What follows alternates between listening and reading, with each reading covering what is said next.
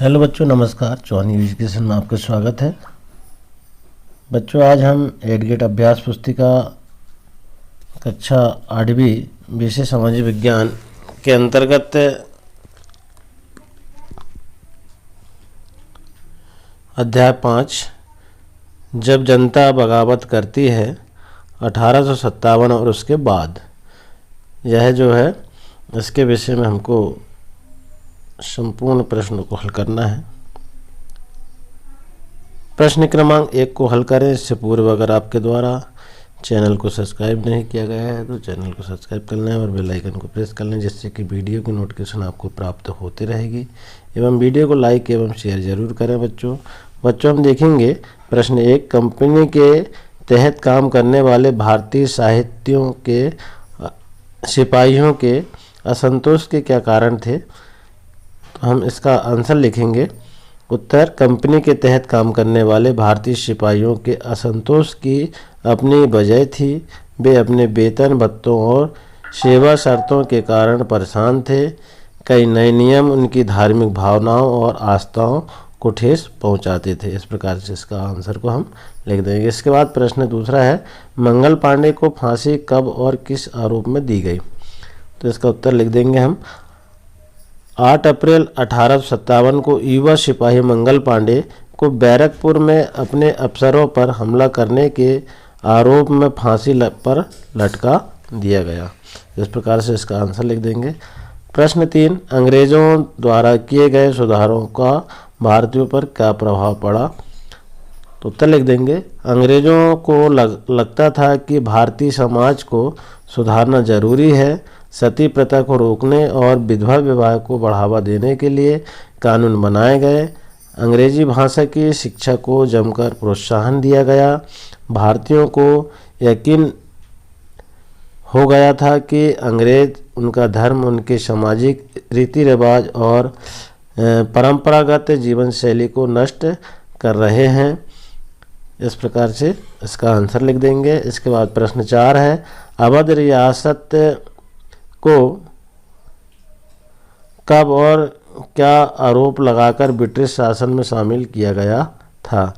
तो 1801 में अवध पर एक सहायक संधि थोपी गई और 1856 में अंग्रेजों ने उसे अपने कब्जे में ले लिया। गवर्नर जनरल डलहौजी ने ऐलान कर दिया कि रियासत का शासन ठीक से नहीं चलाया जा रहा है, इसलिए शासन को दुरुस्त करने के लिए ब्रिटिश प्रभुत्व जरूरी है। इसके बाद प्रश्न 5वां है, इंडिया काउंसिलिंग किसे कहा गया है। तो ब्रिटिश मंत्रिमंडल के एक सदस्य को भारत मंत्री के रूप में नियुक्त किया गया। उसे भारत के शासन से संबंधित मामलों को संभालने का जिम्मा सौंपा गया। उसे सलाह देने के लिए एक परिषद का गठन किया गया जिसे इंडिया काउंसिलिंग कहा जाता है।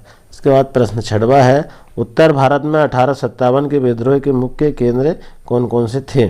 उत्तर लिख देंगे। उत्तर भारत में 1857 का विद्रोह के मुख्य केंद्र कानपुर, लखनऊ, बरेली, झांसी, दिल्ली, मेरठ इत्यादि शामिल थे। इसके बाद प्रश्न 7वां जो है, किन परेशानियों के कारण किसान 1857 के विद्रोह में शामिल हुए। गांवों में किसान और जमींदार भारी भरकम लगान और कर वसूली के सख्त तौर तरीके से परेशान थे। बहुत सारे लोग महाजनों से लिया कर्ज नहीं लौटा पा रहे थे। इसके कारण उनकी पीढ़ियां पुरानी जमीनें हाथ से निकलती जा रही थी, इसलिए वे 1857 के विद्रोह में शामिल हुए। इसके बाद प्रश्न 8वां है कि 1824 में कंपनी के सैनिकों ने बर्मा जाने से क्यों मना किया। तो उत्तर लिख देंगे। जब 1824 में सिपाहियों को कंपनी की ओर से लड़ने के लिए समुद्र के रास्ते बर्मा जाने का आदेश मिला तो उन्होंने इस हुक्म को मानने से इनकार कर दिया। इस प्रकार से इसका उत्तर लिख दिया। फिर प्रश्न 9 है, 1857 विद्रोह के बाद अंग्रेजों ने अपनी नीतियों में क्या बदलाव किए, लिखिए।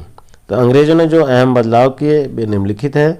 नंबर 1, ब्रिटिश संसद ने 1858 में एक नया कानून पारित किया और ईस्ट इंडिया कंपनी के सारे अधिकार ब्रिटिश साम्राज्य के हाथ में सौंप दिए ताकि भारतीय मामलों को ज़्यादा बेहतर ढंग से संभाला जा सके। दूसरा, देश के सभी शासकों को भरोसा दिया गया कि भविष्य में कभी भी उनके भू क्षेत्र पर कब्जा नहीं किया जाएगा। इस प्रकार से हम प्रश्न का आंसर लिख देंगे। इसके बाद प्रश्न 10 है। अब प्रश्न 10 क्या है कि नीचे दिए गए भारत के रेखा मानचित्र में 1857 विद्रोह से संबंधित निम्नलिखित स्थानों को दर्शाइए। नंबर 1 मेरठ, दिल्ली, बरेली, लखनऊ, झांसी, फैजाबाद, कानपुर, सागर, बनारस और जबलपुर। तो यहाँ पर भारत का एक मानचित्र दिया हुआ है। हम देखेंगे यहाँ पर मानचित्र में मेरठ यहाँ पर है, तो इस प्रकार बिंदु बना करके यहाँ मेरठ लिख देंगे। इसके बाद दिल्ली यहाँ पर है, यहाँ पर बिंदु लगा करके यहाँ पर, फिर झांसी यहाँ पर है, लखनऊ, ग्वालियर, कानपुर मानचित्र में हम ऐसे दर्शा देंगे। बरेली, फैजाबाद, बनारस, सागर और जबलपुर। इस प्रकार सारे जितने भी नाम यहाँ पर दिए गए हैं, यहाँ पर एक बिंदु रख करके और हम नाम लिख देंगे। इस प्रकार से भारत का मानचित्र तैयार हो जाएगा। और भारत में कहाँ कहाँ जो है आंदोलन हुए उनको चिन्हित कर लिया जाएगा। तो इस प्रकार से हमारा यह पाठ समाप्त हुआ। आशा है बच्चों आपको वीडियो पसंद आया होगा। इसी तरह और आने वाले अध्याय को कंप्लीट करने के लिए वीडियो में बने रहें। धन्यवाद।